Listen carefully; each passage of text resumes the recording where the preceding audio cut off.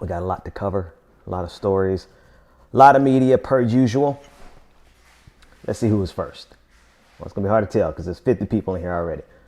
Good evening, good night, salutations to everyone. Give everyone a few minutes to come on in the room. Hey, Stephanie. Glad to see you with us. Let me pull up all my media. Minnesota's in the house. Angel's in the house. Hey, Aaron. A lot of stuff. Joy, we got a lot of stuff. Boston, my fellow Beantowner.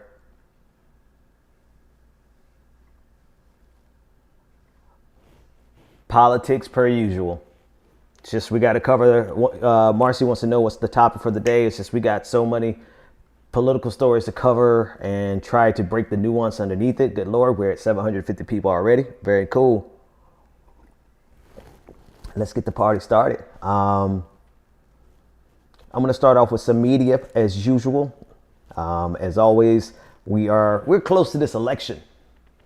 I want to give a shout out to everybody in the audience. Raise your hand if you have early voted, whether it is in person or you did a mail-in ballot. Raise your hand if you've already gotten that out of the way, because so far 28 million Americans have already voted early, which is groundbreaking. Right? We've never seen anything like it. So shout out to everyone.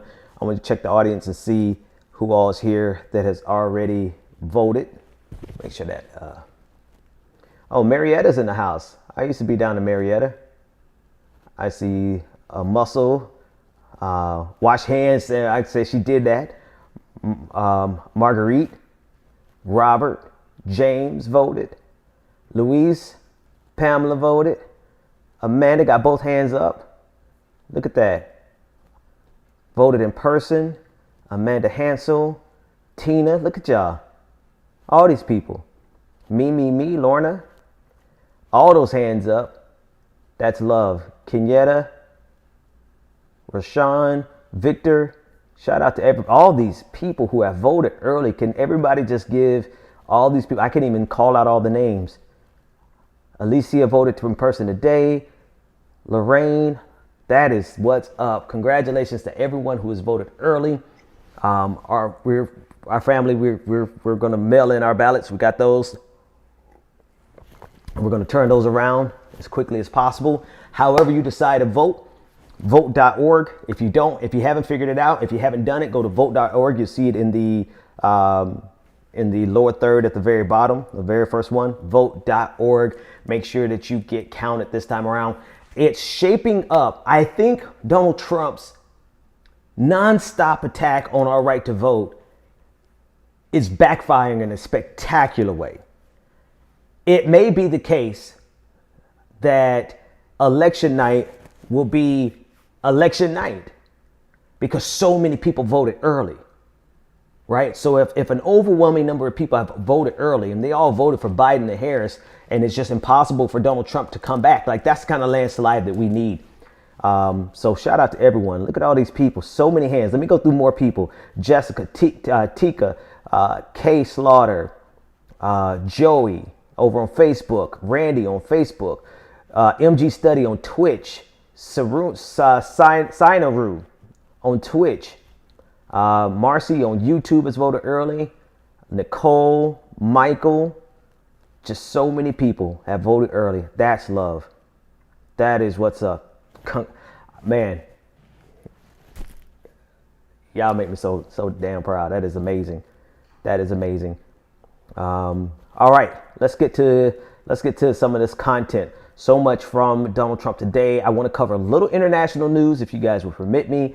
And but let's start with Donald Trump. I have no idea what he's saying in these clips. But you know it's something crazy. It's something wild. And actually, no, who do I want to start with? Let's go here. Trump on Fox News. Let's see what's got. People are tired of hearing Fauci and all these idiots, these people that have gotten it wrong. Every time he goes on television, there's always a bomb, but there's a bigger bomb if you fire him. But Fauci's a disaster. I mean, this guy's, if I listened to him, we'd have 500,000 deaths. Whoa, come on, hold on. Let's play that again. Is he serious? People are tired of hearing Fauci and all these idiots, these people that have gotten it wrong. Every time he goes on television, there's always a bomb, but there's a bigger bomb if you fire him. But Fauci's a disaster. I mean, this guy's, if I listened to him, we'd have 500,000 deaths. You know what's going to happen? Donald Trump's going to he's going to write a check that his ass can't cash. And Anthony Fauci, who is apolitical, is going to turn around and end up endorsing Joe Biden if Donald Trump keeps running his mouth. Not on this attack, right? I think Fauci is big enough to survive and weather this attack. He's mature enough to not let Donald Trump get under his skin. But Donald Trump, with the ad that he ran last week that made it seem like Fauci endorsed Donald Trump, which he didn't, that ad got underneath Fauci's skin, and rightfully so, because it gives the appearance that Fauci supports Donald Trump. Here's the other thing. If you watch, it's a 60 Minutes interview last night of Anthony Fauci. Fauci, who has been ever so gracious to the Trump administration, has done everything that he possibly could to not undermine the Trump administration, not because he's a fan of the Trump administration, but because the Trump administration is in charge. And by them being in charge, if he upsets them, then he won't be able to do as much good as he's trying to do, right? So he's doing everything he can to do everything he can that he knows to do while not upsetting the emperor with no clothes. That said, it's never enough, because he has had to get security, private security, to go everywhere with them. He can't even go for a walk without walking with security. And that's because of anti-maskers, Donald Trump supporters. And still, it's not enough. Donald Trump has to go out and attack the man like so. People are tired of hearing Fauci and all these idiots, these people that have gotten it wrong. Every time he goes on television, there's always a bomb, but there's a bigger bomb if you fire him. But Fauci's a disaster. I mean, this guy. Fauci's a disaster. The man who literally is doing everything that he can within his power without overstepping the office of the presidency, right, is a disaster. Let me play this other clip. This is a perfect place to play this clip of this moron in Fargo City, city commission. This clip. I want you to listen to this man and listen to how purely ignorant this man is. And I want you to connect this mindset that you're about to hear to what you just heard from Donald Trump. That didn't click and drag. Here we go. It's not fear. And the facts are, I'm just as protected as you are wearing that mask of COVID-19. COVID-19 passes right through that mask. No, it doesn't. Isn't that correct? That's not correct. No, it isn't. No. It is absolutely Okay, no public comment. So, Mr. Chair, Commissioner will learn not to ask rhetorical questions to the crowd. I apologize, but basically, a virus it goes right through the mask, and so for us to start mandating something that doesn't work, that doesn't make sense. And as far as the people, okay, here's how it goes. Once again. If you behave yourselves, you can stay in the room. Oh, hush. You're welcome to. But if you don't, you're going to be asked to leave. And if you don't leave, then the police will escort you out. Oh, now you get mad. Let's just restore order. All right. Let's go ahead and make your comments, please. The masks are not effective with the virus, period. That's proven. The coronavirus passes through. And no, it doesn't. It's false to tell people that they're going to be safe by wearing that. And as far as sitting 6 feet apart, it's liberty. If you don't want to sit next to each other, then you don't have to. You can go someplace else or watch it on TV or on the internet. So thank you very much. This is okay. That's enough. Enough of that. I only played that. I didn't want to play it last week, but the reason I played that there is because I need you to put this type of idiocy that has power throughout the United States. It's not just on the federal level. It's not just on the state level. It's your local city commission. The people who could institute a mask mandate. That type of idiocy has drained down. The only thing that's trickled down, there's been no economic prosperity that's trickled down in this country. The only thing that has trickled down in this country has been the pure ignorance that comes from this vein of Americanism, of Americana, right? And Donald Trump is the leading voice. So now I have to play it one more time. I know I've made you suffer, but I just want the people, like we just had like 300 people jump in the room, and I need them to see that level of ignorance that came from the Fargo City Commission and see how directly connected Donald Trump is to it. People are tired of hearing Fauci and all these idiots, these people that have gotten it wrong. Every time he goes on television, there's always a bomb, but there's a bigger bomb if you fire him. But Fauci's a disaster. I mean, this guy's, if I listened to him, we'd have 500,000 deaths. If you had listened to him, then we would have far less than 217,000 deaths. Ignorance is rewarded in this country. Ignorance is rewarded politically in this country. There's a quote from Isaac Asimov, the famed science fiction writer. I'm going to paraphrase it, and if one of the producers can grab it for me and put it in Slack, I'll put it on the screen. But it says, actually, no, it's too good for me to paraphrase. I'm actually going to find it myself. But it really speaks to what people mistake democracy, right? They mistake democracy as being an equalizer between knowledge and ignorance.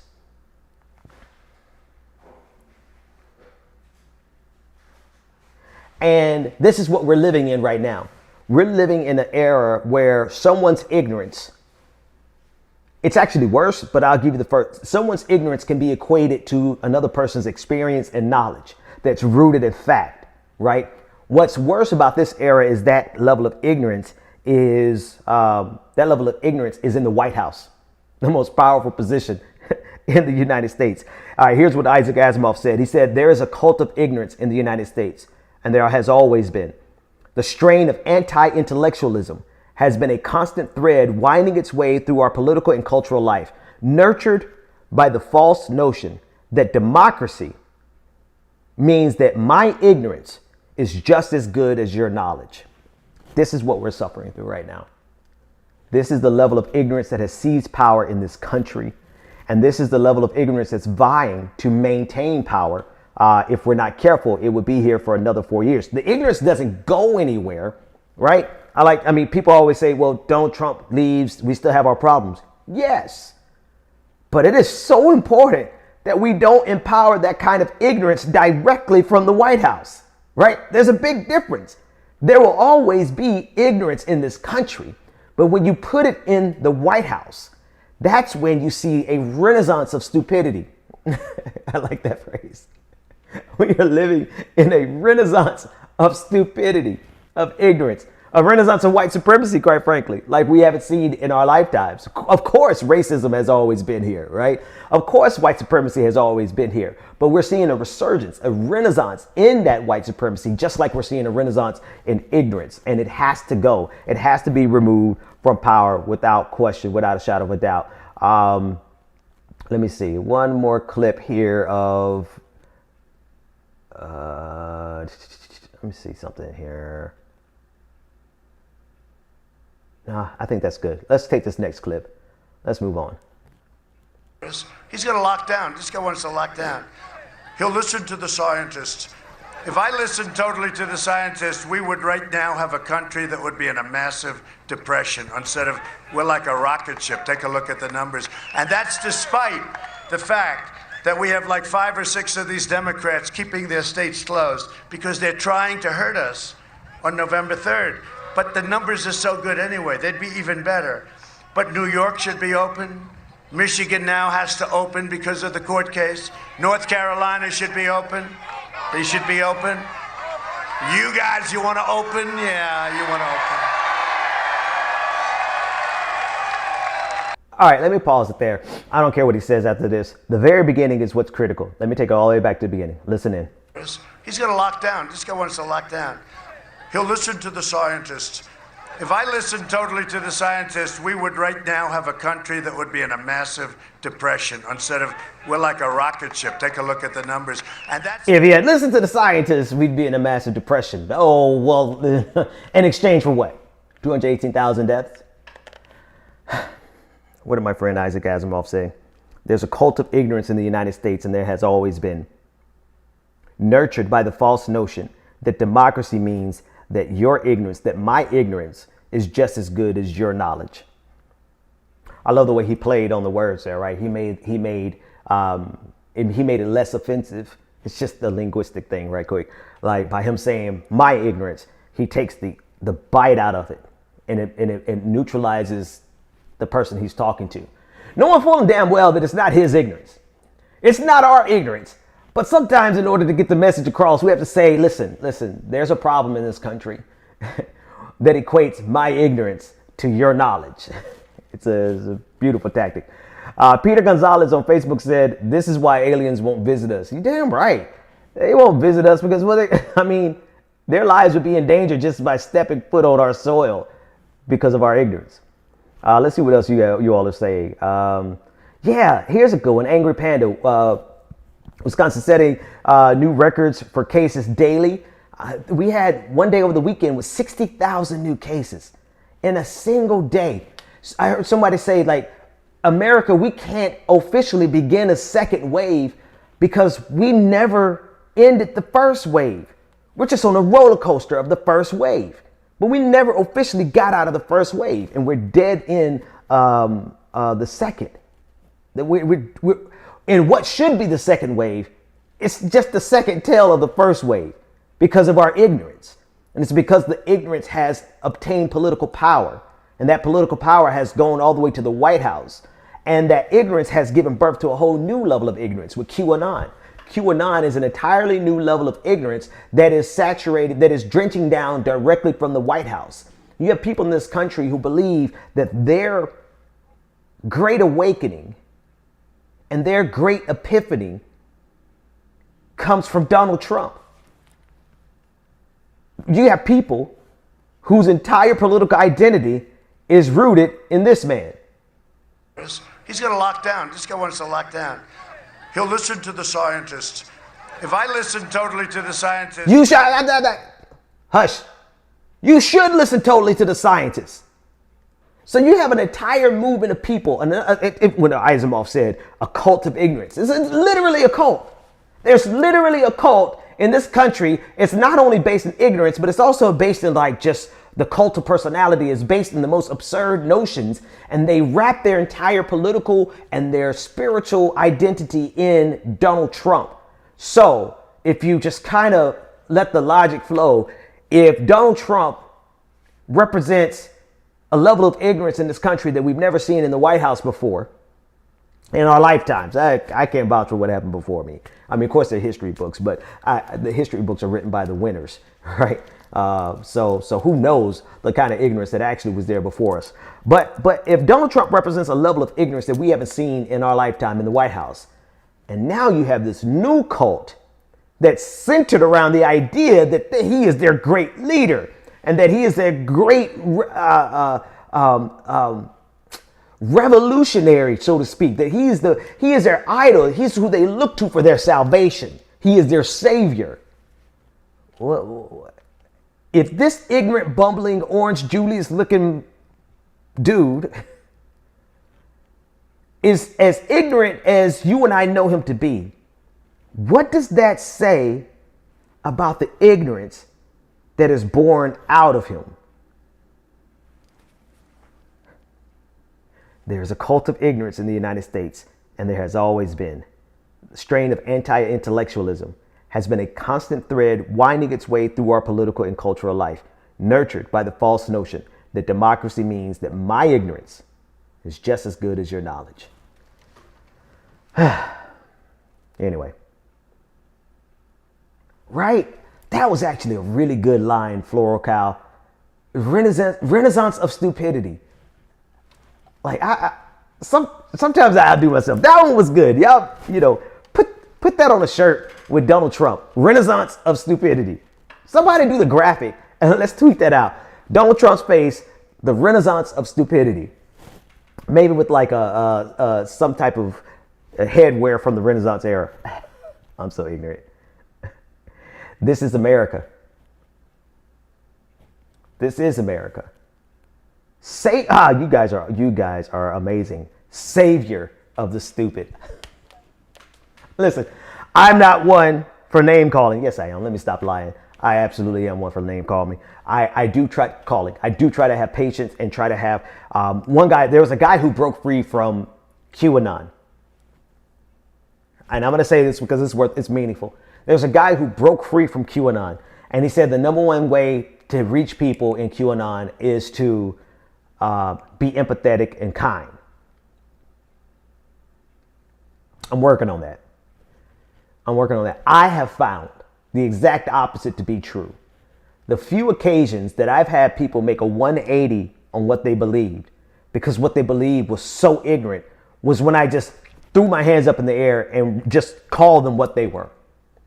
And I think, I'm not disagreeing that empathy reaches people. It does. I'm not saying that he's wrong. He's right. But for some people, it is so entrenched in them that they weaponize your empathy for them against you, right? It becomes a tool that they use to engage in an endless conversation that they had no chance. Some people just got to be called what they are. And Donald Trump is the savior of the ignorant. I'll soften it up a little bit. Instead of saying the savior of the stupid, he's the savior of the ignorant in this renaissance of ignorance. Renaissance of stupidity. So look at me being nice. I'm being nice already. You guys are off the chain. Jacob on YouTube said, guilty of the fools. Sonny on YouTube said, if presidents had to have to take an IQ test and pass, Trump would have never made it. Never would have made it. I'm out of pocket. Empathy reaches empathy. Gina, that is so true. That is so true. And there are people who have been, unfortunately, in their most sincerest effort to do good, they have been duped by QAnon. Empathy can reach those people. So just kind of read it. Read the room. Know who you're talking to. Appreciate it, Barbara. That's what I'm here for. Oh, we got a raid? Hold on. We got a raider already? Who's been raiding? Hang on. Who's in the room that raided us already? Who's this? I can't. It's so small on my screen. I see a raid and I want to recognize it. Put in the chat who rated us, everybody from Twitch, so we can give them some love. Do this also. Push the algorithm on YouTube. Click like, share, and subscribe. We got plenty of the content coming. Oh, Orb Lady, a raid from Orb Lady. Thank you so much for coming over and sending over your folks. I appreciate it. We love sharing the love. We raid every night, so we are going to return the favor in kind when you least expect it. When you least expect it, we're going to return the love. The Orb Lady on Twitch. If you all don't know her, go check her out, and I love it. Valerie, very good point. We can't convert them in 2 weeks. I got a lot of content, but I want to say this. Don't invest your time in the next 2 weeks trying to convince anybody at this point, except convincing people to go out and vote. Speaking of, let me see if I have that clip in here. One of our producers did an amazing clip.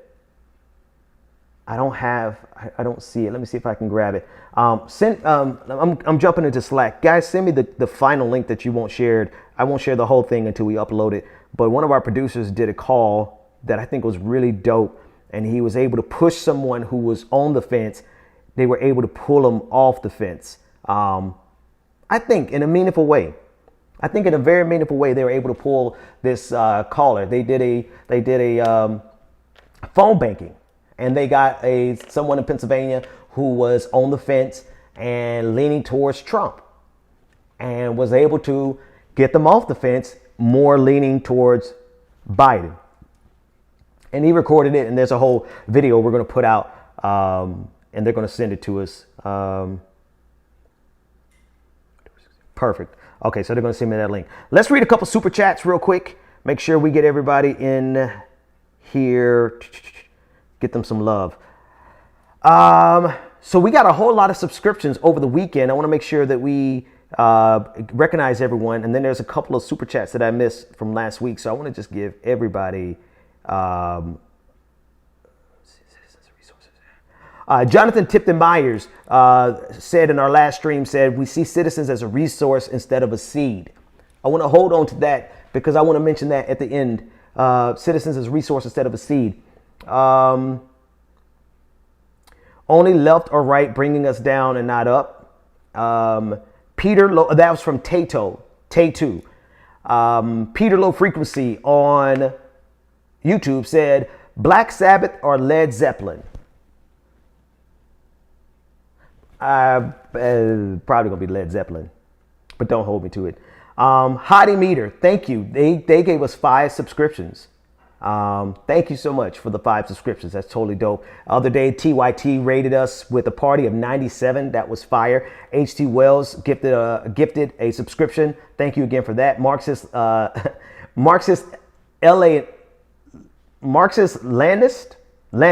I got it. Marxist Leninist. I guess it's a play on you work on servers maybe. Gave out a subscription. Thank you for giving that gift subscription. Crazy Hawaiian gifted another one. Crazy Hawaiian, you've been out there supporting the program and I really appreciate it. What we're talking about are people who follow us on Twitch. You can support what we do by going to twitch.tv/The Benjamin Dixon Show, or I'm sorry, twitch.tv/Benjamin P. Dixon. And you can support us without spending any money by just donating your Prime membership. If you're a Prime member, you can donate $5 of that Prime without coming out of your pocket the extra dime it takes from Jeff Bezos and gives to us here. Redeemed H.C. Wells says, I missed you. I missed you too. I had to take the weekend off. I was so tired. But I got some really good rest. Mosquito Bite.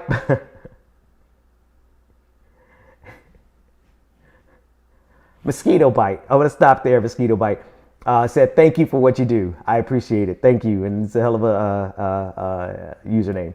Andrea says, been thinking of you all weekend, worried. I don't know why. Comfort to see you live. Andy from Ohio. Thank you. I'm fine. Everything is good. Just had a little bit of rest that I needed to get.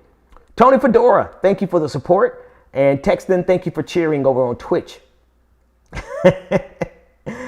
Torches and Pitchforks just started out of the pocket saying, you done shot me in my pinky toe. Put in the comment section if you know what that's from. I love you more, Torches. Trump is just Julius Citrus, not Julius, Orange Julius. I get it. Black Corvo on YouTube. Latif Men said, thanks for keeping me informed. That's my privilege. Thank you for allowing me. And Lil Moni said, I wish I could sub to Benjamin P. Dixon, but money is low. Listen, you're here. Thank you. That's all you got to do. H.C. Wells says he's the defender of the dumb. Salford Joe 1 has a question. Said, do you think all people who make money off of Bernie or bust are grifters? It's a meaningful question because we could jump back into the conversation with some media about the election. Do I think they're all Bernie? Or do I think they're all grifters? No, not at all. Do I think it is a very lucrative gift to keep people to play a certain tune, and that tune is like, don't vote, and don't vote for the lesser of two evils, and trying to make Joe Biden to be the same as Donald Trump? I think it's a very lucrative grift because there are people who are angry. I think that I look at the people who are making money off of it probably more as grifters, but the people who are not making money off of it, I think that they are just sincere in what they believe. They believe that. It's easy to tell people what they want to hear. I don't. What I do is I speak the truth as I see it and let the audience come from wherever they come from. Sometimes they come from far left circles. Sometimes they come from more centrist circles. More often than not, it comes from the far left circles, because the only reason a lot of you are here right now is because I have set aside my problems with Joe Biden because I put Donald Trump at the top of the issue. We got to get rid of Donald Trump. But in the primaries, I was probably one of in the primaries. Let me tell you something about the primaries, and I'll be real quick. So after I published a story on Michael Bloomberg that ultimately led to him being put out of the end of his campaign, the information that Elizabeth Warren used in the debate that really kind of slammed Michael Bloomberg diminutive self to the wall. was stuff that I unearthed and I put out. After that, I had some folks from the Biden campaign. They were regularly trying to give me more. They were trying to give me more. Here's some more stuff. I don't know if they're officially with the Biden campaign, but they definitely support the Biden camp. Because they didn't want me to turn my attention to Biden. They kept giving me more stuff on Michael Bloomberg. I only say that to say that was their effort to make sure I didn't turn my rhetorical guns on Joe Biden. I only say that to say a lot of you would not have liked me in the primaries. And the only reason that you're here now is because we have a common enemy, which is Donald Trump. And that's totally cool. I firmly believe that it is our moral responsibility to get rid of Donald Trump, period.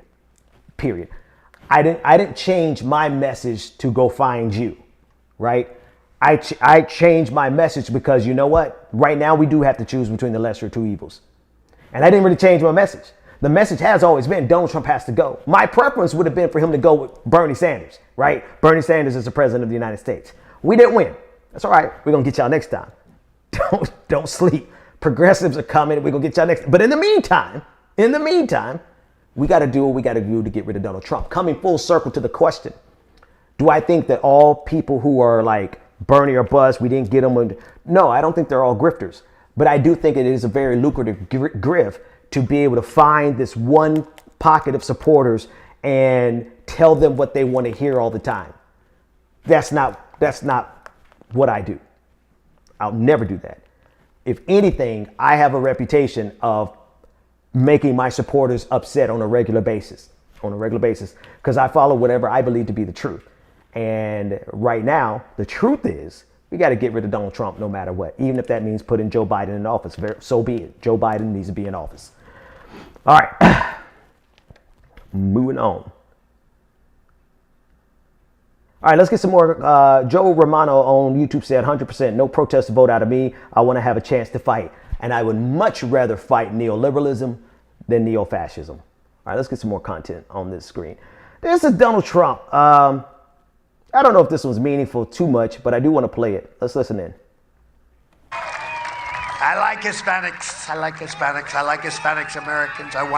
I'm taking care because I'm fighting for school choice, right? Safe neighborhoods and Hispanic-owned small businesses. You have no idea how great business people, Hispanic Americans are great business people. I've known that for a long time. Sometimes they say they're too good. They are tough sometimes, but they're great business people, and we've helped them.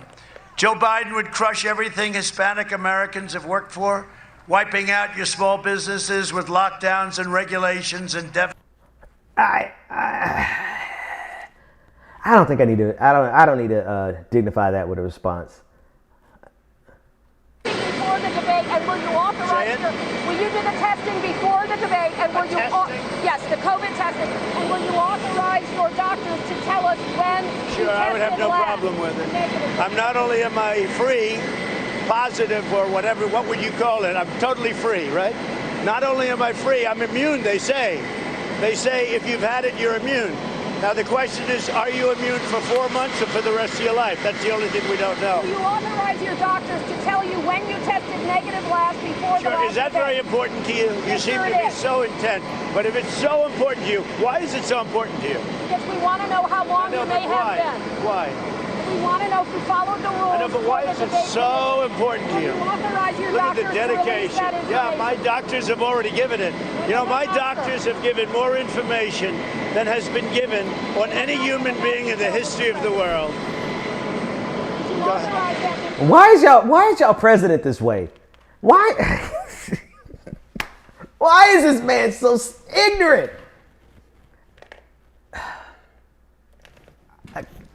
Moving on.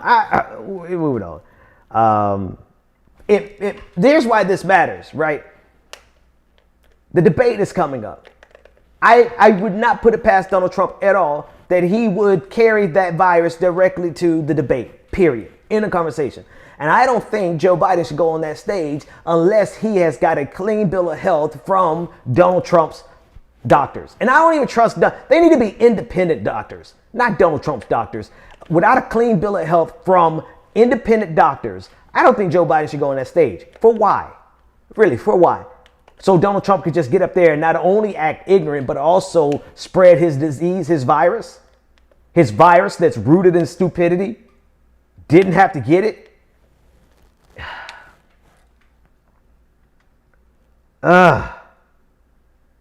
This is we're living in the age, in the renaissance of stupidity, folks. And I'm telling you one thing. Last week, I know I mentioned this on the stream before, but last week there was a supporter. There was somebody from the Trump campaign. Can't think of her name right now. Slack or something like that. Schlapp was her name, and she compared Joe Biden to Mr. Rogers. And you know what?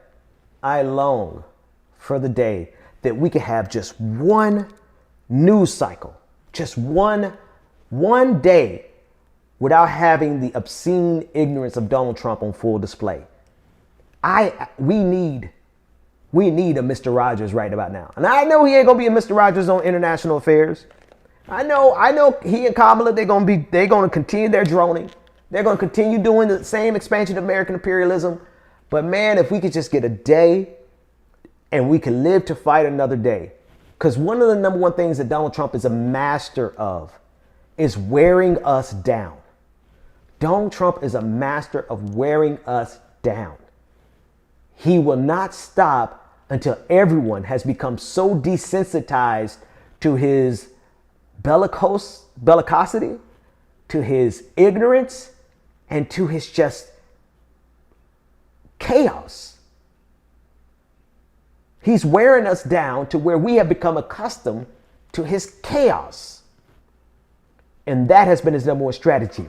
But the fact that 28 million people have voted already, everybody took a step back. Everybody took a deep breath. Everybody saw what Donald Trump was trying to do. They saw the kind of chaos he was trying to bring. You know what they said? Take your booty to the pole. Take your booty to the pole. Take your booty to the... So we're going to be fine. We're going to be fine. Hang on, let's see. Yeah, Ryan, this is from about an hour ago. Ryan Blackstone, the debate commission has ruled to mute mics on Thursday's debate, which is going to be brilliant. It's going to be great just to see Donald Trump up there. And nobody here is ignorant arse. I agree, Valerie on Facebook said, afraid of what he would do between November and January. Here's the thing. I know he's going to do something ignorant, but I think we're at the stage where the institutions, here it is. Nothing happens in this. Nothing is automated. This country is not automated. There's no computers that pull the levers of power. Everything that happens in this country is touched by a human. All of our institutions, from the Secret Service to, they may use computers at the Department of Treasury, but ultimately it's a person keying in the commands to execute those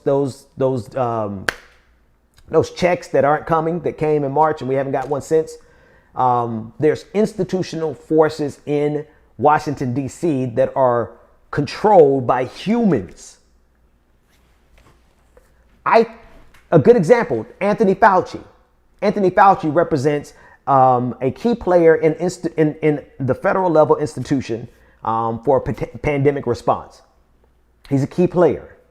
And you see how he has diligently tried to use the last however many months we've been in this, trying to play his role as an institutional, nonpartisan player. He's not there on behalf of the Democrats, not there on behalf of Republicans. He's there on behalf of the United States. The United States government and the United States people, which are two different things, but I digress. He's there on behalf of the United States. And so that being the case, you've seen over the last 4 years, institutions. When I say institutions, I want you to think about the people who run those institutions, who work at those institutions, who pull the levers of power. They have done their level best to maintain institutional order facilitating their daily functions amidst all of the chaos that has come from Donald Trump. They've done their best.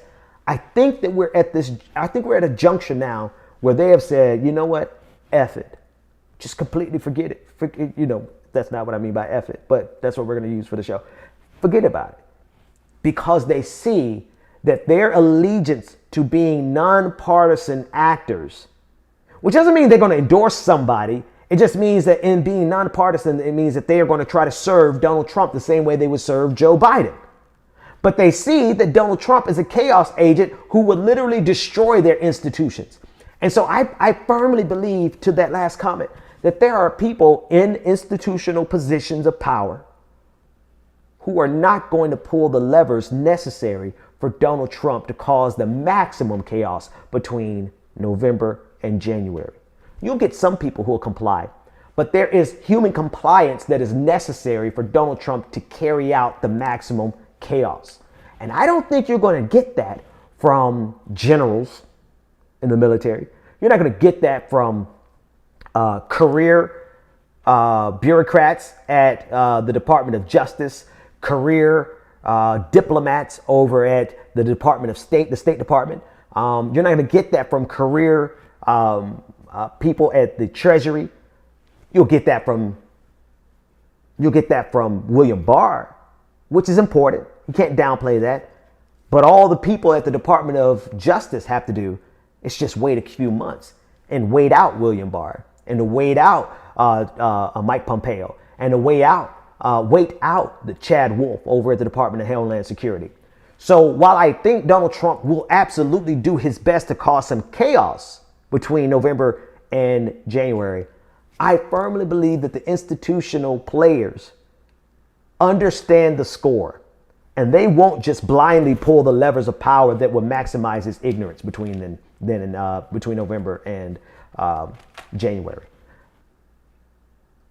And I don't even think that's naivete. I don't think that's wishful thinking. I think people are like, holy shit, this guy has to be stopped. And if me not pushing this button keeps us from going into civil war, then damn it, I'm not going to push this button.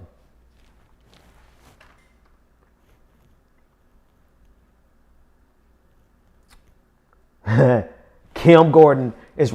Don't you think that Donald Trump putting his Secret Service, their lives at risk? Do you not think for a second that these people are not going to carry his ass out of the White House politely, respectfully? But if you've seen, I make all kind of movie references. If you've seen, and this is not necessarily a good one, it's not apples to apples, but the sentiment is good, and I love the sentiment. Revenge of the Sith. What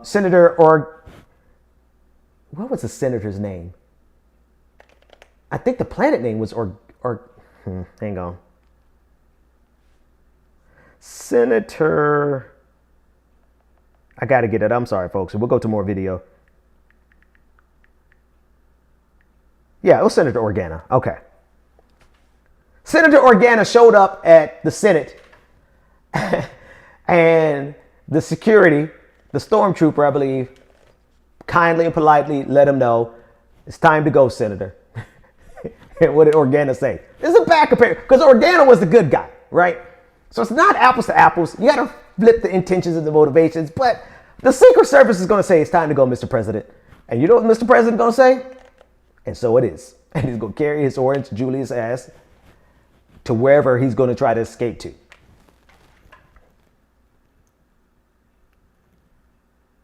Let's see what else everybody's talking about. Kristen said, let it out. I'm trying to, but my mama watches the show. Why do you think I don't drink wine on air anymore? Well, my mama, she's sanctified, filled with the holy burning fire with the mind of run on, see what the end gonna be. And my aunties, who just like her, they watch the show. So if you want to catch the, shucks, when's the only time? Patron party, there you go. Friday night at 9 p.m.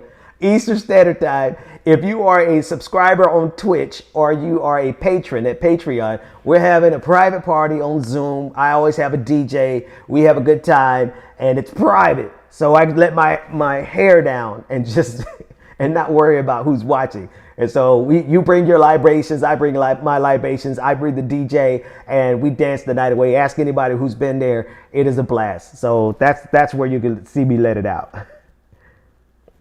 All right, let's go to this next clip. Oh wow, more people are here. Okay. This is from, I think this is from Fox News. No, this is probably from CBS. Let's take a look at this. I think that's going to be an issue, but voters hate it when people make a bunch of money trading off of their family name, and I think that we're... What? That's the whole clip. Yeah, that's worth it. Play it again. I think that's going to be an issue, but voters hate it when people make a bunch of money trading off of their family name, and I think that that's going to be an issue, but voters hate... Okay, context. Let me give you context for this. That is a spokesperson. His name escapes me. I can find it in a second. That's a spokesperson for Donald Trump. And he's talking about Hunter Biden and how voters hate it when people trade off their family name. We're talking about the Trumps here. Voters hate. This is the magnificence of the hypocrisy of the conservative movement in this country, but particularly the way it manifests. Like, if hypocrisy was a person, it would be the whole entire Trump campaign. Because here they are trying to make America upset at the idea that Hunter Biden made money off the name of Joe Biden, which, as if, rather, the entire Trump franchise and his children serving in the White House in critical positions and trading on his name is something that we can't see with our own lion ass eyes. Right? So they have no problem. Another example. Donald Trump actively tries to make you upset at Governor Cuomo in New York for being the governor over a state that lost 40,000 people in the first wave. I say wave because we're still in the first wave. Donald Trump wants to actively make you upset that Cuomo presided over 40,000 deaths, which he did. But he doesn't expect you to be upset the fact that he's presided over 218,000 deaths in this country. If hypocrisy was a person, it would be the entire Trump campaign. And so here they're trying to use Hunter Biden as a way to weaken Joe Biden by saying, Hunter Biden traded on the family name and got business opportunities, et cetera, et cetera, et cetera. With no concern about the hypocrisy that's literally what Donald Trump and his children did. So watch it in that context one more time. It's short, but it's meaningful. I think that's going to be an issue, but voters hate it when people make a bunch of money trading off of their family name. So then they hate the Trumps, period, full stop. All right, that's all I got to say about that one. It's not even worth going in too much more. I do want to talk about this. Let's play Donald Trump at this church. Before I do that, let me pause and recognize a couple of people, because I want to go to the Donald Trump in church service yesterday. Nice, very nice. Got a great text from a friend about a project he's doing. He's been Really American. I know the founder of Really American. If any of you know Really American, they've been running some amazing ads. They've been going after Donald Trump, and I just got a text that they are doing really well. They have some new ads coming out. I know that's out of the blue, but I was going to my phone to look at these super chats, and that popped up. And I just want to give my dude Justin over at Really American a shout out for all the good work that they're doing. You can go to Really American on Facebook. Don't go now. Matter of fact, let me do something real quick so I can make that even more worthwhile. But a lot of people, man, there are a lot of people who are putting everything they can into stopping Donald Trump. And I'm actually super excited about the fact that I took it on the chin. A lot of my progressive friends took it on the chin. A lot of my leftist friends, like, we lost subscribers, we lost supporters, we lost a lot of people because we were like, you know what? We want Bernie. We want Medicare for all. We want the kind of systemic change that we were going to get, but we got to get rid of Donald Trump. And if we don't get rid of Donald Trump, then we're not going to be able to fight for any of those things. And we took a hit. But I'm actually proud of it, because at the end of the day, win, lose, or draw, you had a lot of us who threw everything that we had. My dude Justin who's over at Really American and the work that they're doing over there, they threw everything they had. And he was as ardent of a Bernie supporter as I was.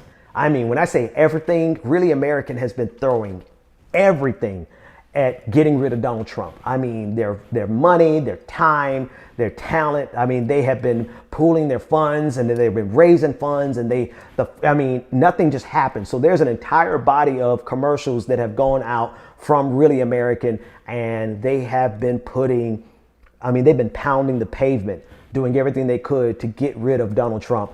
And I'm saluting them because, like me, they were Bernie Sanders supporters in the primaries. So I want to recognize everybody who was an ardent Bernie supporter who has shifted gears and saying Donald Trump has to go. I'm amongst them. Really American, I know the founder and the team there, they are amongst them. They've been huge Bernie supporters, but they are like 100%, 110%, like putting up their own personal money to get rid of Donald Trump. So that's who you guys have on your team. You have people who fought against Biden as hard as we could, but now we're fighting even harder against Donald Trump, because Donald Trump is an existential threat to this country without question. So shout out to everyone at Really American and everyone who just joined in from Really American. So let's read some super chats, and then we're going to get to the next clip from Donald Trump and keep it going. Low Money says, as a person who loved my grandmother, who asked me to get an abortion, she took me to anti-abortion rallies because she thought my kids would be. Okay, this is a tough one. I need context for this, because Little Money, if you don't mind giving me context, I don't want to finish reading that until I get some context. Sarah on YouTube said, thanks for the conversation. What about a plan to keep Trump from fleeing the country to avoid charges? I wouldn't mind Donald Trump living in exile, having to watch everything happen from this country, and everyone knows that he ran like a coward. That's not necessarily a bad ending to this. So if he escapes or runs into exile, I kind of like that, to be honest with you. Because who's going to have sympathy for him when he's a coward who ran away? People have sympathy for him if he actually gets found guilty of something and goes to jail and has to do a perp walk. But if he's a coward. Black Corvo on YouTube said, IQ tests don't measure intelligence, but problem-solving skills with lots of pseudoscience. Search Gardner's theory of multiple intelligence instead. Gotcha. Necro Merlin says, Ben, I am always on your side as long as you are clowning Jason Johnson. Jason Johnson is from MSNBC. And let me just tell you something. I have no permanent grudges against anybody. As a matter of fact, I didn't have a grudge against Jason Johnson. He and I actually spoke on the phone last week, and I got no beef with that brother. So I hope I don't disappoint you, but I have no permanent allegiances and no permanent enemies. That's my motto. This is from New Peltz 75 on YouTube. Said, Ben, thanks for your work, and brother, you're looking great. Hey, I appreciate it. I'm down 70 pounds, y'all. We gonna keep on fighting. No Middle Ground said, Ben, getting down to fighting weight. Thank y'all. Hey, appreciate it. Gio Francois. Shout out to Gio Francois because he watches us early in the morning and he's with us late at night. Gio Francois said, neoconservatives fascism versus neoliberal fascism. Take that back. I'm not giving this man a shout out. Take that crap back. There's no equivalence between the two. Thank you for paying that for everybody to see how. Thank you for your support, Gio Francois, but you're wrong. Ejep5 subscribed at tier 1 on Twitch. Thank you. I have Dropbox Fire video and Drive. Thank you. I'll get that video. CA70s in Baldwin Park, California said ballot box got set on fire. I've got video of that. Thank you for reminding me. Infinite Content said, are you trying to be your own news network? You're doing like 8 streams a day lately. LOL. We'll see. Easy 1977 said, Big Ben, what's up? Salute to you. Sharon Middleton, fist bump. Thank you for the super chat. Brad Mara on Twitch said, don't know if you touched on this, but thoughts on Evo Morales' party, MAS winning on Bolivia, a truly great moment for Bolivia and the left. I have footage. We're going to talk about it in a minute. Oh, wow. Somebody calls himself BPD Warrior. The Proud Boys and Boogaloo Boys are the real threat on 3rd of November. From Twitch. Thank you for that. They are. Torches and Pitchfork says, sorry, Ben, I have to break away to go watch Harlem Nights. See you boys in the morning. See you in the morning, my friend. Virginia Willoughby said on Facebook, looks like, Jason Miller needs to pay his child support. Jason Miller. Who's Jason Miller, though? And Egypt 5 subscribed for a month, and HT Wells cheered with 155 bits. Thank you all so much for that. All right, let's get over to this next. Clip, and I want to go down to the ballot box fire. This is how insidious these monsters are. Watch this. Investigators are searching for the person who set a ballot drop box on fire in Baldwin Park. Firefighters say someone purposely tossed burning newspaper into the box, damaging an unknown number of ballots. Good morning, Giovanna. This one is located on Baldwin Park Boulevard, just outside the public library. Baldwin Park police are still looking for the person who vandalized his ballot box last night. According to city officials, someone lit some paper and just put it inside. One passerby told me when he saw it, the ballot box looked like a chimney with smoke billowing out from it. LA County Fire was able to open up the box, put out the fire, and pull out the ballots that were inside. The mayor of Baldwin Park says he believes there were close to 100 ballots inside the box, either burnt or wet. The ballots were placed in a plastic bag and will be sent over to the registrar's office. This happening with just over 2 weeks before the election. The incident that occurred last night sometime between 8:30 does send a very bad message, as it is a frustration with the voting process, and this occurs. This is one of 2 voting boxes in the city of Baldwin Park. The other one is outside the entrance to the Kaiser Permanente Hospital here. Again, we're waiting to hear from the LA County Registrar's Office on what happens next with those ballots that were damaged and were inside this box.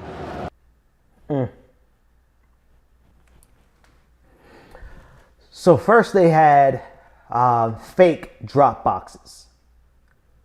And now they're just lighting paper and throwing it into the drop boxes and burning.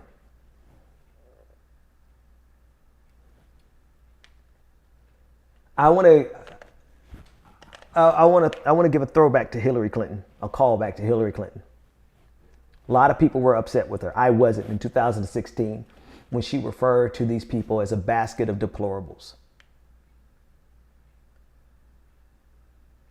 That's exactly what they are.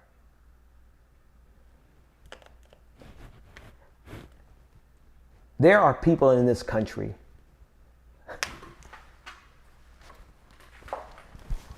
I just think about the complete and total disregard for the thing that they swear they represent the best. These people swear that they are the best representation of what being an American is. But they have complete disregard for the American process of voting. At every stop. I mean, it wasn't... Gerrymandering districts wasn't enough. Disenfranchising voters by purging them from the polls wasn't enough. Being the Secretary of State while you run for governor of the state of Georgia and sandbagging the election, purging black voters at a significant rate, enough for you to win the election. Brian Kemp, wasn't enough. Donald Trump recruiting 50,000 poll observers wasn't enough. Putting out fake ballot boxes wasn't enough. Now they're just outright burning your ballots. If Hillary Clinton hasn't been right about anything in her life, which she has been, but if there was nothing else that she was ever right about, It's the fact that these people are deplorable. They are a basket of deplorables who swear that they are the epitome of what American is. But they will burn your ballots to rob you of the opportunity to express your decision as an American. They will put out I don't know which one's more egregious. Burning of the ballots or putting out fake ballot boxes. Drop boxes. The result's the same. You disenfranchise an entire swath of people in key communities. This is organized. They know what they're doing. And yet they will stand there and believe that they are the greatest expression of American patriotism.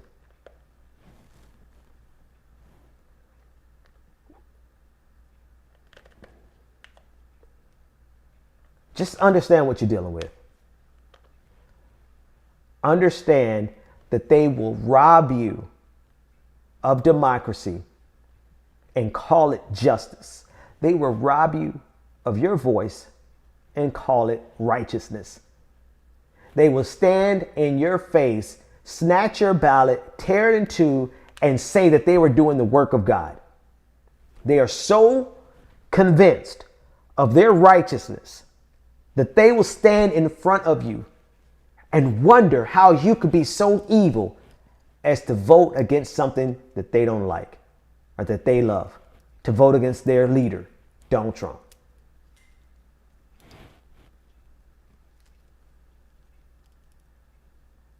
And this level of ignorance that we've been talking about all night, it never goes anywhere. It always exists. It will always be amongst us. And it would always be something that someone can weaponize. Somebody like Donald Trump.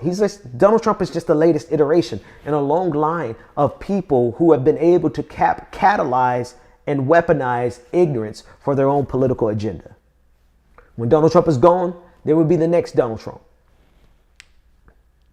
The difference is that we have to actively make sure that they don't remain in power or that they don't get power in the first place.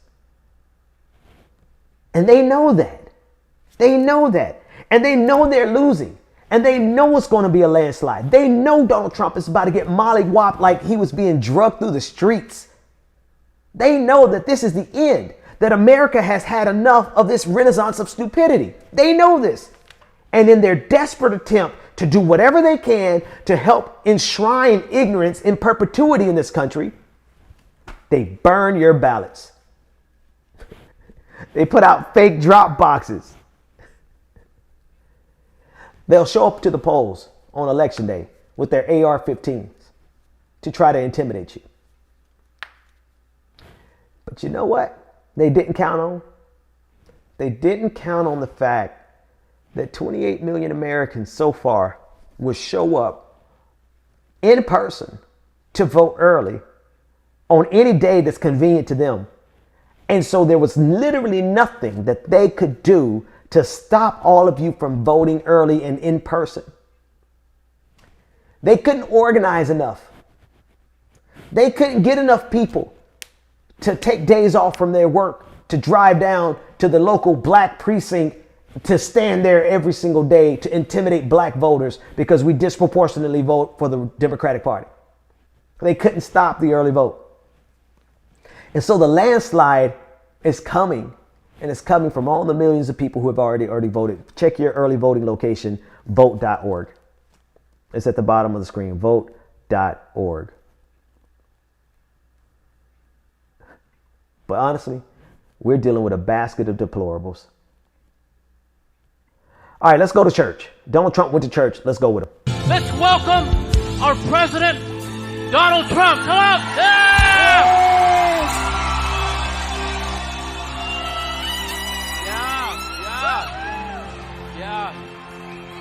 And give a big shout to our whole team. Come on, give a big applause for the team too. Come on. So, I'm sorry, I just see a lot of COVID. I just see COVID everywhere. Just COVID on the left, COVID on the right. Just COVID, bud. You know, Mr. President Trump, you're not a guest in this house. You've been here, this is your third time. So your family, in Spanish it is familia, family, and family knows how to worship God. And this church believes in what the things that you're doing for this nation. And this one nation under God. And this is what we're seeing, that I believe, I decree, and this is when I see the scripture again that my wife prayed over you. I keep coming back to that scripture. I said, let me skip a little bit. One nation under God, and they stand with you. So I decree and declare that right now. And this other thing I see, this is just a prophetic act. If you could just put your hand, put them like this, if you could. In your left hand, I see generosity. America has been very generous in the years before. But so there came a time when we did not know where a lot of stuff went. But with your other hand as stewardship, we will be able to generate and have generosity. I mean, I just see COVID just coming right out of this man's mouth. Enough for this nation and enough for other countries, because we were called to be a blessing to all nations. So I decree and declare that generosity and stewardship, because God has placed in you the stewardship of heaven to guide this nation. I decree and declare that over you right now. And come on, let's give up praise. Come on. Boy, these evangelicals love them some Donald Trump. I actually got a picture. The man told him to, open your hands. I think I got a picture in here with his hands. Yeah. And here's Donald Trump at the service. Oh, and that, like, it's just, look at all these people with no mask on. Like, I'll get to the religious part of this in a second, but look at all these people in this sanctuary with no mask. Donald Trump think he's immune. Donald Trump think he's immune. Man, this man about to, Jesus. All right, there's another clip, another picture of Trump immediately after being blessed by that pastor yesterday. Let's get that on the screen real quick. This is wild, y'all. We are living in some strange. Oh, look at how sincere this man is. Look at him. And she in church. Look at the lady in the middle with her Trump mask on. And look at, he's just like, oh, gee, I love Jesus so much. 2 Corinthians. Head ass. 2 Corinthians head ass. This man don't know nothing. I want to juxtapose it. Oh boy, I got a visitor. Where you going, Bubba? You want to come say hey to everybody, or you want to go get in the bed? You want to go to number mommy? Come over here. We'll say hey to everybody. Okay, hang on. Okay, you just broke up my flow. I was talking about politics. Oh, he's so sleepy. Can you wake up and say the subscribe challenge? You want to do the subscribe challenge? How you do it? Tell them the subscribe challenge. They got in 5. He said no. He's go get in the bed, mommy. Go ahead. He's got my head, everybody. That means he gonna be smart as his daddy, if not smarter. All right, let's keep going. No, mommy's not over there. She's the other side. Don't go in there with your sister. Go in the other room.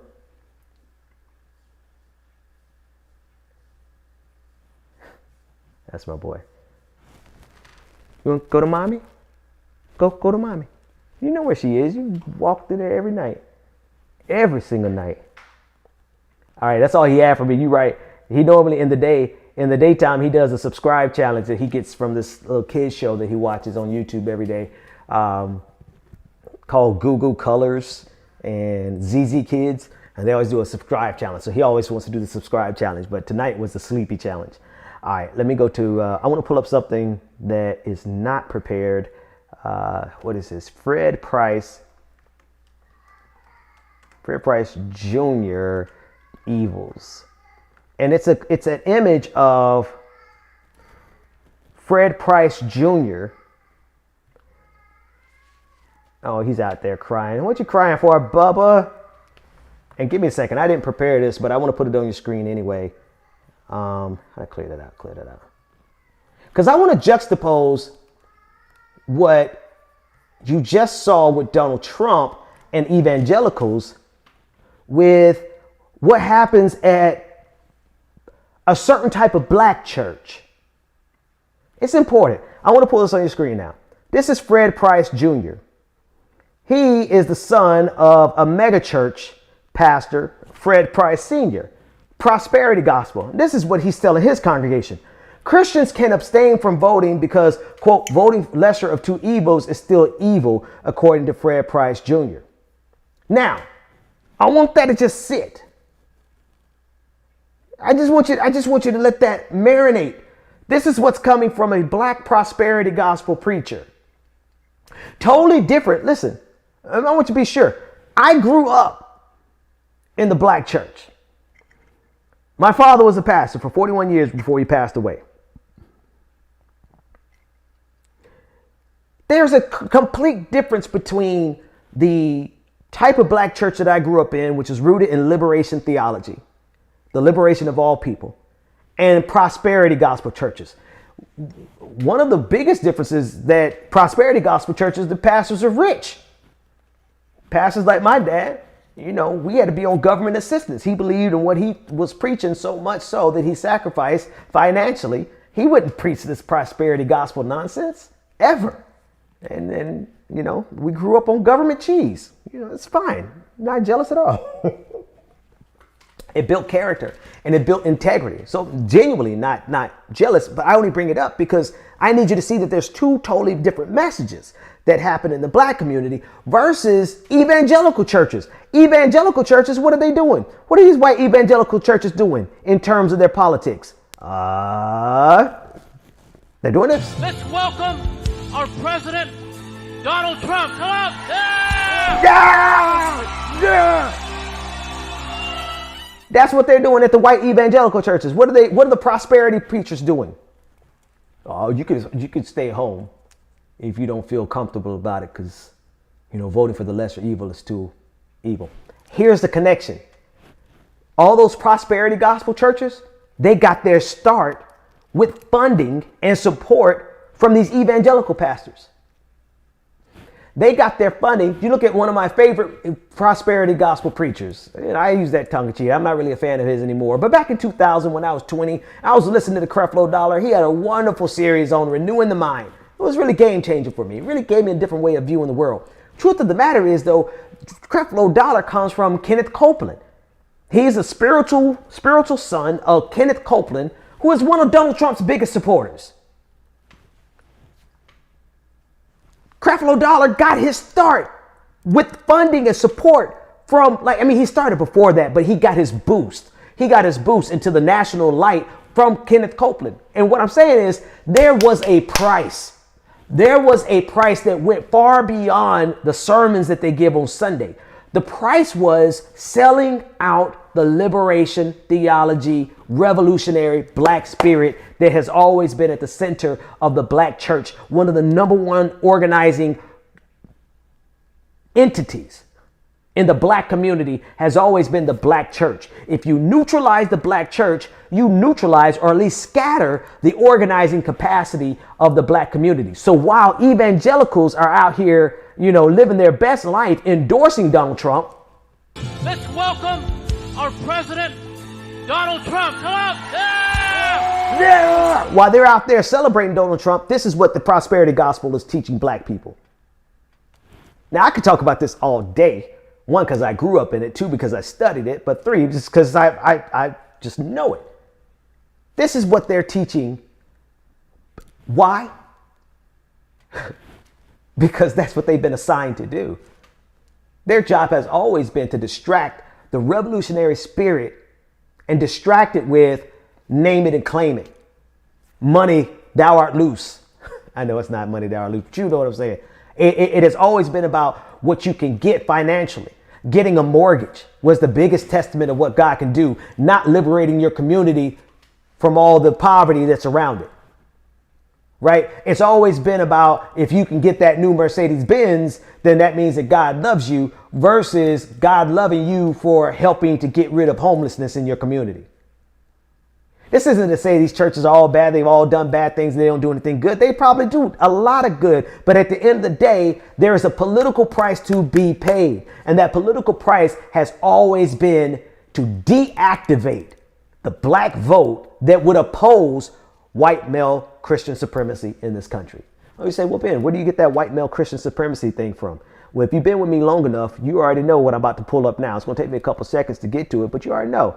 I'm talking about this clip from Bill O'Reilly with John McCain, and it was in 2008 as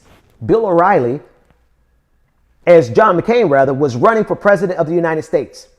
He's running for president of the United States, and Bill O'Reilly makes it plain. He makes it plain that there is a power structure in this country. I can filibuster better than anybody else. I mean, I could talk out of my neck. And it actually connects. It actually is meaningful. It's actually substantive. But you obviously know I'm just stalling till I can get the clip, and I got the clip. Here's Bill O'Reilly admitting exactly what we've known for years about the power structure in this country. Change, pardon the pun, the whole complexion of America. Am I wrong? No, you're right. The second thing that on the left they're against is the temporary worker, as you know. We say 2 years, go back for a year, 2 years, go back for a year. They don't want that. They don't want them to have to go back. But the strategy here it is, right here. Do you understand, and I'm not saying this in a condescending way, you're smarter than I am, sure. But do you understand what the New York Times wants and the far left want? They want to break down the white Christian male power structure of which you're a part, and so am I. And they want to bring in millions of foreign nationals. It might have went past you a little quickly. I'm going to go right to that spot. But do you understand what the New York Times wants and the far left want? They want to break down the white Christian male power structure of which you're a part, and so am I. Can I play it again?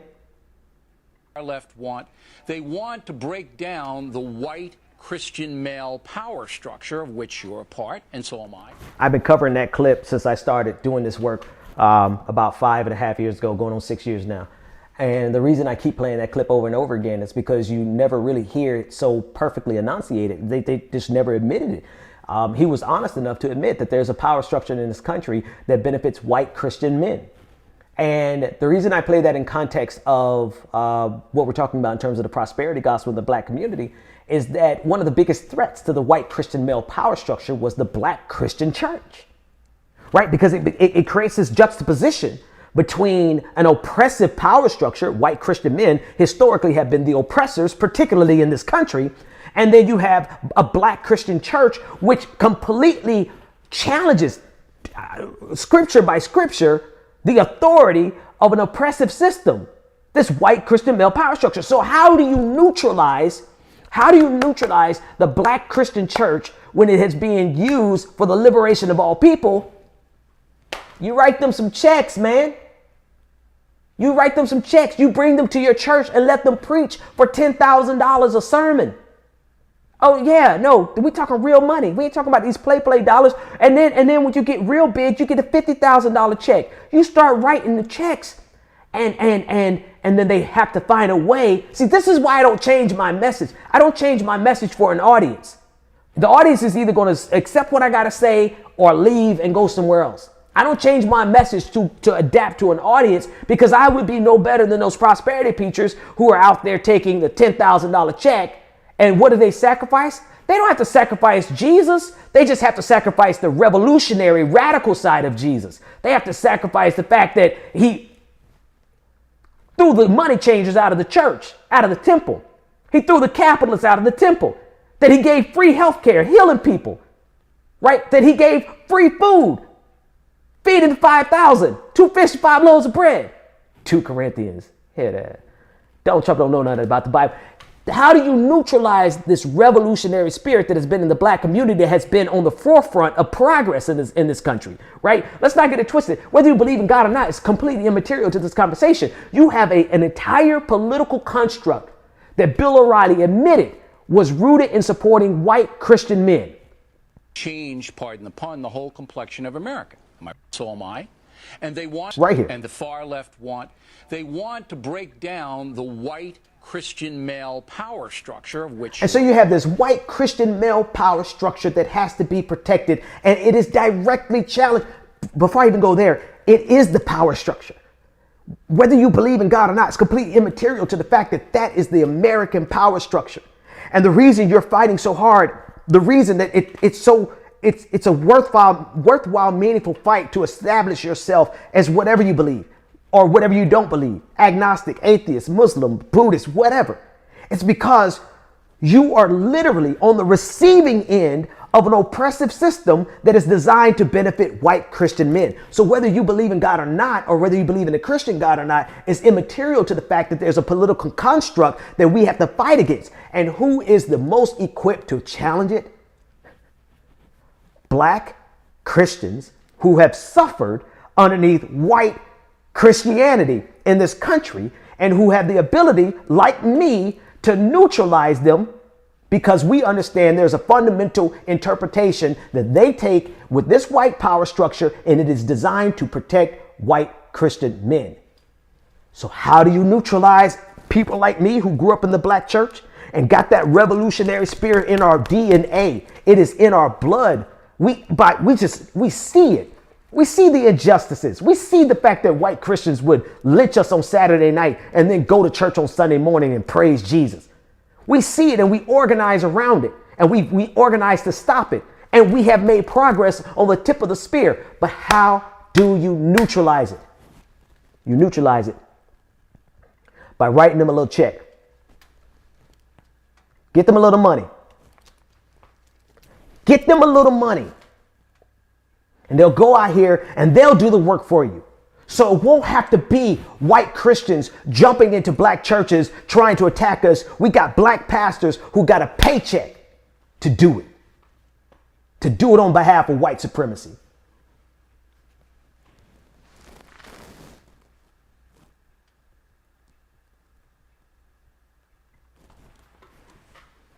They lynched us on Sunday morning and then went to church after they lynched us on the same morning, or lynched or had Sunday morning worship and then went out to the picnic to lynch one of us. We're almost at the tail end of everything that I just gave you. We're at the tail end of that. They've been doing it since the 80s. They've been doing it since my dad was alive and well, preaching at these small churches, preaching about liberation, preaching against injustices, organizing boycotts in the 80s. When it was,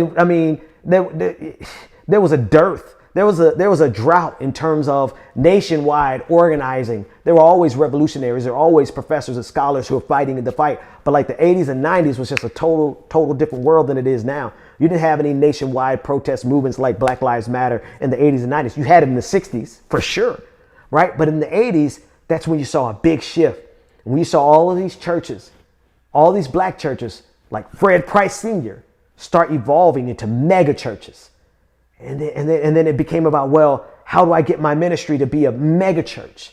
And while my dad was in these small churches preaching the gospel, preaching the liberation gospel, preaching about setting the people free from oppressors, you had other black pastors who were taking checks from the oppressors and just quietly changing their message. They wouldn't talk about the systemic problems of poverty. You want to know how insidious it is? It's really simple.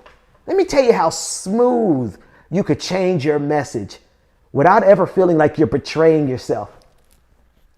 Instead of ever talking about the systemic nature of poverty in this country, which would be a direct challenge to white Christian men in this capitalistic system based on greed, instead of talking about the systemic nature of poverty, you talk about poverty being about you not having enough faith. And if you just pray harder.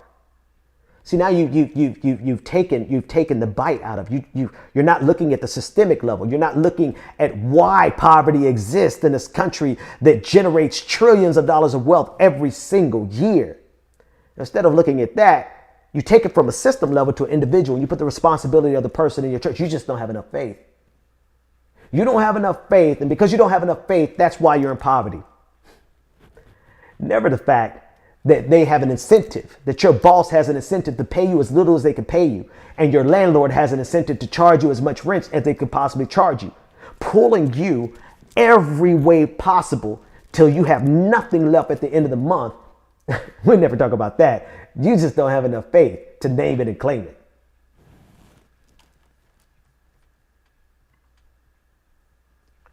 So anyway, at the end of the day, the moral of the story is ignore these clowns. Black people are overwhelmingly religious. Ignore these clowns. And I think you didn't even need me to tell you that. Y'all didn't need me to tell you that. You already know from Jump Street that there's only so far that you can go with somebody who refuses to look at the systemic level and the systemic nature of poverty, of racism, of white supremacy, of greed. The truest and the most powerful sermon that you could preach in this American empire is that the love of money is the root of all evil. Because whether you believe in God or not, you see that that is the truth. The love of money is the root of all evil on the face of this planet. And guess what they ain't preaching? They're not preaching that. They'll say it, but they won't preach it. They'll say it, but they won't declare it to this nation. Why? Because if they ever did, then Kenneth Copeland would stop writing them checks. Jerry Falwell, when he was alive, would stop writing them checks. The Southern Baptist Convention that tried to bribe my daddy into becoming a prosperity gospel preacher, but he refused, will stop writing you checks. Anyway.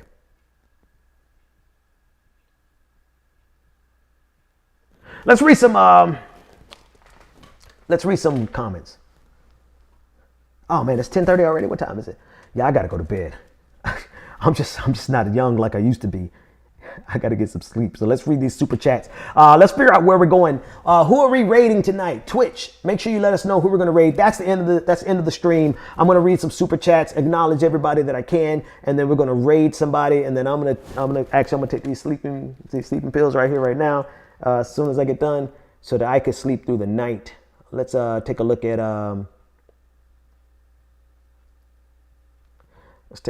at super chat. Where's my Slack? Here we go. Let's start. I think, yeah, Gio Francois was the last one. He said barbarism versus barbarism, call it what it is. Six Square on YouTube said, hey Ben, do you think a policy of de-Trumpification, what do you think a policy of de-Trumpification looks like? What needs to be done? Education, critical thinking skills, and honestly, racial bias training. That's why he's attacking education. That's why he's making people deny their critical thinking skills. And that's why he's trying to purge critical race theory and implicit bias training. But I think those are the three things that we would need. Melissa Beth said, how am I losing weight? It varies. Right now, I'm not so keto. I'm not really on keto right now. I should be. But I think intermittent fasting has been the biggest thing, and boxing. I was boxing for like an hour a day. I kind of set the boxing aside and we go running. Thank you. We go running every morning or move. We moving. WEMOVIN.life. We moving.life. You can join us in the mornings in Zoom, and we have some nice music and we just move our bodies. If you can move your arms, whatever, that's what we're doing right now. We're doing it as a big group. We moving.life. And I run, and then I swap with my wife. She gets on the treadmill, she walks, and then I swap and I get on the mats and I, do my little kickboxing or whatever, and some, whatever exercises. But if you can run, you can run. If you can't run, walk. If you can't walk, then move your arms. We moving.life. That's what we're doing right now. Thank you for that question, Melissa. Ellie Void, thank you for the piece of pie, the super sticker. Emily Blackwilder is continuing the gift sub they got from Jazzy Joseph. Thank you. Does that mean you're paying it forward? I appreciate that. Ben, this is from Bidon 2020. I love it. On YouTube said, Ben, look up Trump and the terror management theory. I will do that. Thank you. Pam said, imagine telling on yourself like that. I think Pam is talking about the fact that I tell y'all that a lot of times I'll be filibustering. Like, I just, sometimes I run my mouth to buy myself some time, but I mean, it's not like what I'm saying ain't dope, so it's okay, right? Lumina says, love you, Ben. Keep up the good work. Thank you for the super chat. I appreciate that. Ricardo Nelson, thank you for the super chat, says, Spirit of Truth. Let him that hath an ear hear. You all know the rest. Keep fighting the good fight. Thank you. There was a question about Bolivia. What I'm going to do is I'm going to spend some extended time on Bolivia on the podcast tomorrow, because believe it or not, as much as I cover domestic politics, international relations is actually my field of study. That's what I studied on the master's level, and on the PhD level, I just didn't finish my PhD. I'm all but dissertation, but I digress. That's a whole nother story. But anyway, I will talk about Bolivia on the podcast. That'd be the first thing I talk about on the podcast tomorrow. Who are we rating? Who are we rating?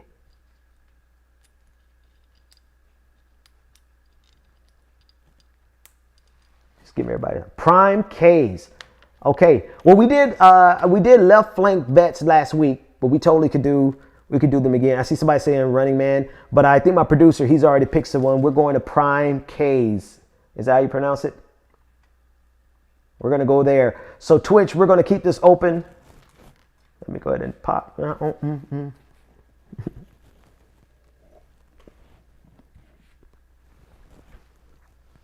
Thank you, Angry Panda. You have a good night as well. Man, Hassan Piker has so many people on Twitch, he wouldn't even notice us. But we'll do it one day. We'll just do it for shiggles. Shiggles is shits and giggles. Few of those, yeah, it's just some basic over the counter stuff to just make you chill out.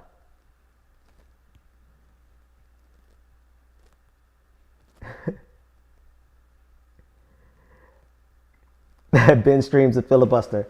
You know, hey, telling you, man.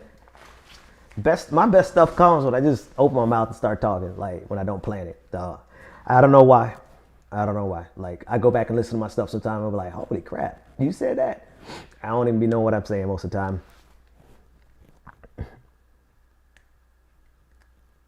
Yeah, shiggles, man. I'm telling you, shiggles. Shits and giggles. Shiggles. Oh, I'm definitely talking about Nattery Lee. I'm definitely talking about 50 Cent tomorrow. Good night, AK. Okay. It's 9:30 in Wisconsin. Good. It's easy. It's good time for y'all to get some rest. If I could be asleep by 11, I'm winning. If I could be asleep by 11. Hey, listen, man. I freestyle off the top every single day. Every single day. Talent. People need to come out in numbers and vote. I agree. Listen, infinite content. I don't want to get too close because it'd be weird. But this isn't lit. Like, this isn't lit. These are patches of grays. Like, I just woke up with a whole bunch of grays here, and then over here on this side, it's like a whole corner of grays. Like, they're coming. Yes. Now, if you want to know what my kryptonite is to me being able to filibuster and just, like, talk off the top of my head, my kids. Because when I'm outside and we're trying to stream outside, my kids just like, before you know it, Jeremiah, who you saw, he'll pick up a snake. And I'm like, or he'll run into the, and I got to run. And like, it's my kids. They are my kryptonite. I know my babies. Wisdom Whiskers. I love them. All right, we're just giving everybody time. Did we do the raid already? Let me go back and see if we did the raid.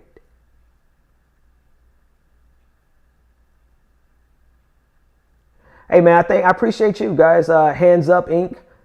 Appreciate all of you.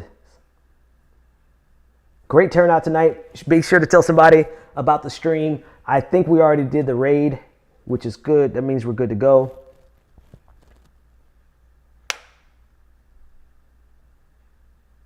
Yes, we already did it. Thank you all so much. The stream is done, and we will see you tomorrow. Give somebody some love before you go. Let's take 30 seconds, and say goodnight to somebody. Wish them the best. Make sure everybody gets some love. Let's do that. 30 seconds. This is the pastor in me. Which is like before you leave, everybody shake somebody's hand virtually, hug somebody virtually, let them know that you love them and the universe loves them more. Love you too, Sandra. Thank you for everything that you do. Love from Chicago, all over the place. Appreciate y'all. Hold on, somebody put a shout out in there I liked. It's going by fast. Everybody saying good night. Hey, thank y'all. I appreciate you. We have 1,159 people still hanging out with us. And with that, I'm going to say good night and see you.